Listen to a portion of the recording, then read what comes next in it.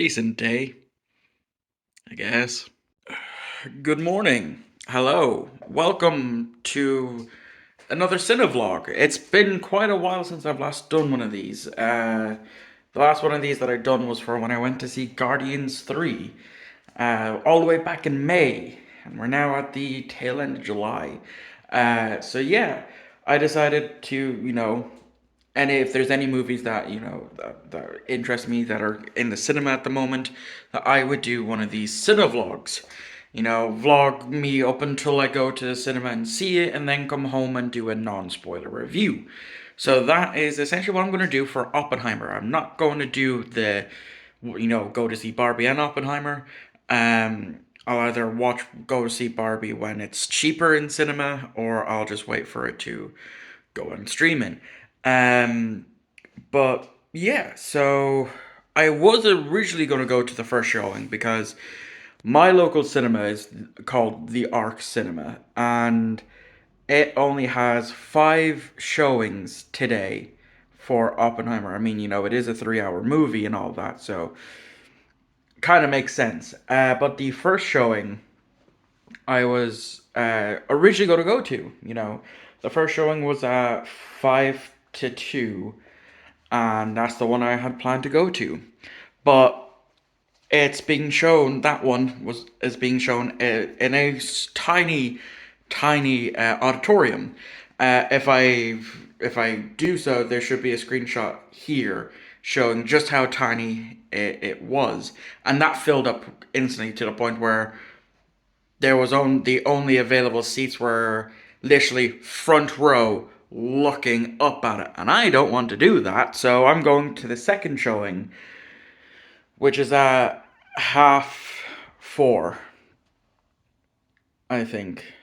Uh, I think I've got my times right on that. I'll double check. I've already pre-bought the ticket online, and yeah, going to at some point I'll head into town because it's going on to 11 now, and then I will uh kill time, go see the movie essentially.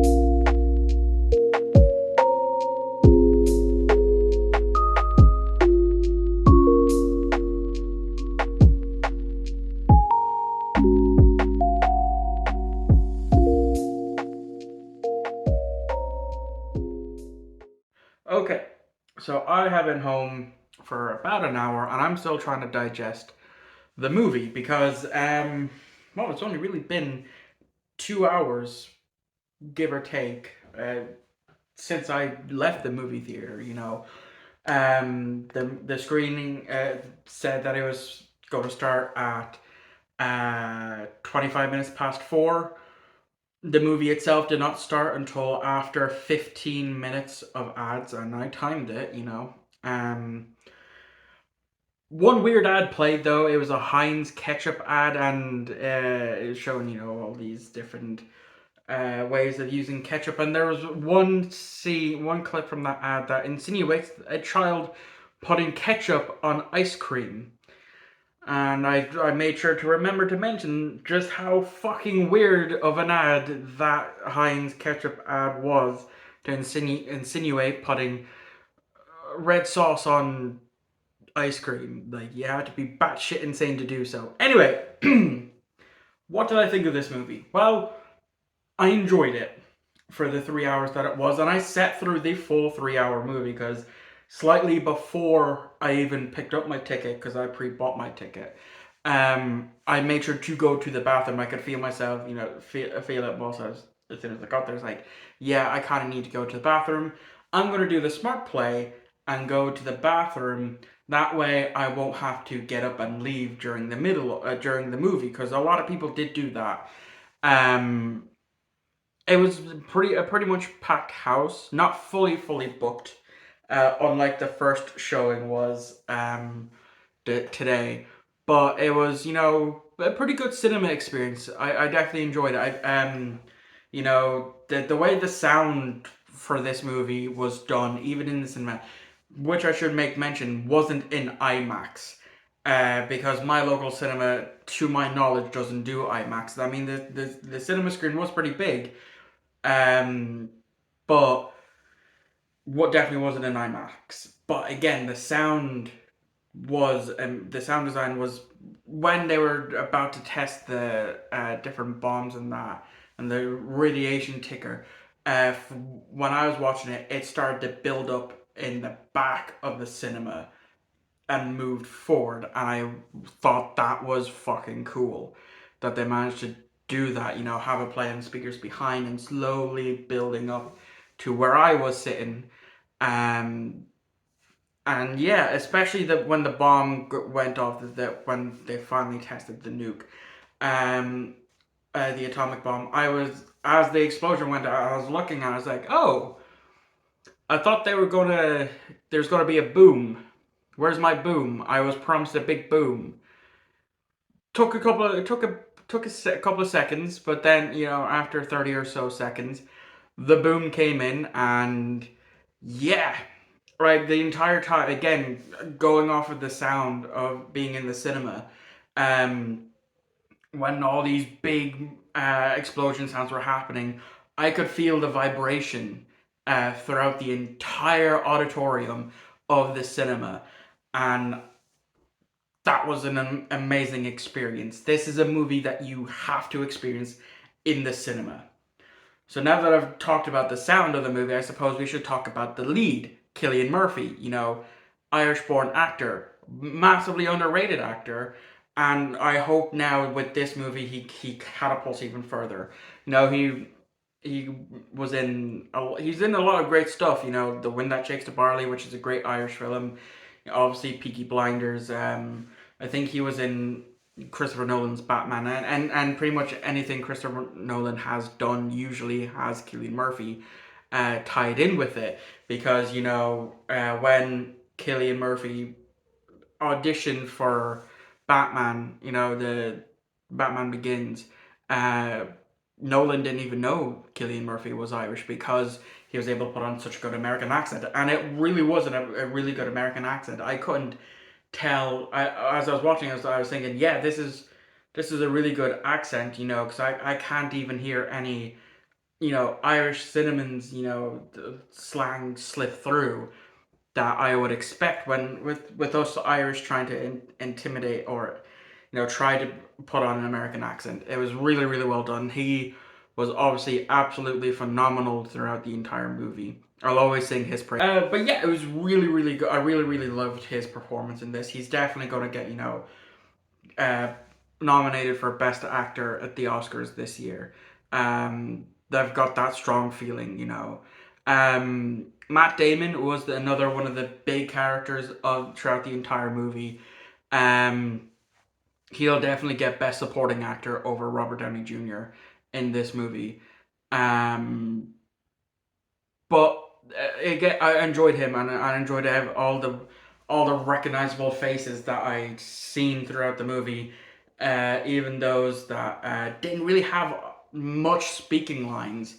You know, the one person I was also looking forward to seeing was Josh Peck.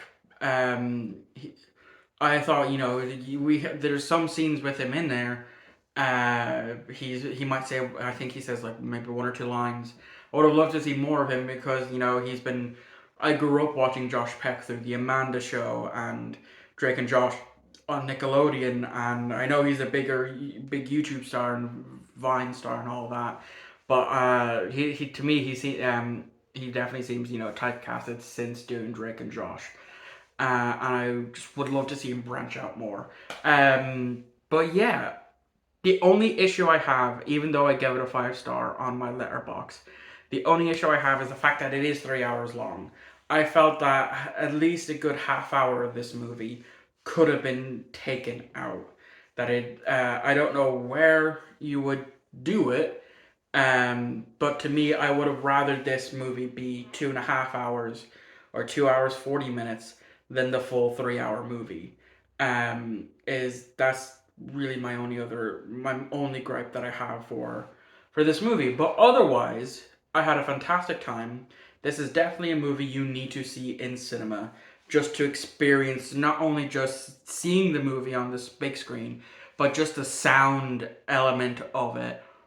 I was really, really blown away by that, and that was my big takeaway from that movie was just how really, really good the sound was. The way they were able to play it off of different speakers, and especially, as I said, having stuff build up in the back of the cinema of the auditorium, and pushing its way forward.